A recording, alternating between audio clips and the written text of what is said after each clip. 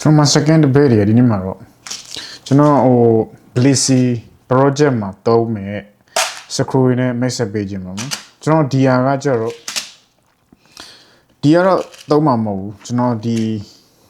DR သုံးမှာပေါ့နော် DR ကြတော့ pen head ပေါ့နော်ကျွန်တော်ဒီကောင်ကကောင်တာဆင့်အမျိုးစားဒီမှာ sync မြင်ရလားတော့မသိဘူးကတော့ပုံစံမျိုးလေးပါတယ်ဒီကတော့ပုံစံမျိုးနဲ့အဲ့တော့ကောင်တာဆင့်လို့ခေါ်တယ်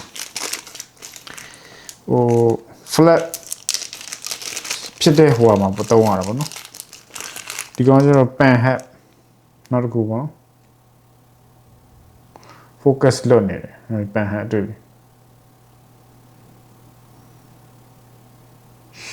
နှစ်ခုလုံးကကျွန်တော် set tapping screw တွေပဲ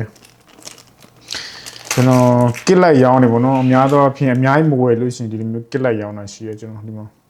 ကျွန်တော်20 mm ရှိမယ်ကျွန်တော်7ရှိမယ်အများဆုံးက20 mm ပေါ့နော်ကျွန်တော်ဒီက M2 ပေါ့နော် M2 site ဒီကောင် M3 site ကျွန်တော် application တွေပေါ့မူတည်ပြီးကွဲသွားတာပေါ့နော်ကျွန်တော်ဒီကောင်ဥတီပြီးတော့မယ်ဟို Blissy project မှာနော် set stepping screw 20 mm တော့မသုံးပြလောက်ဘူးကျွန်တော်အများဆုံး16လောက်ပဲသုံးပြမြင်တယ်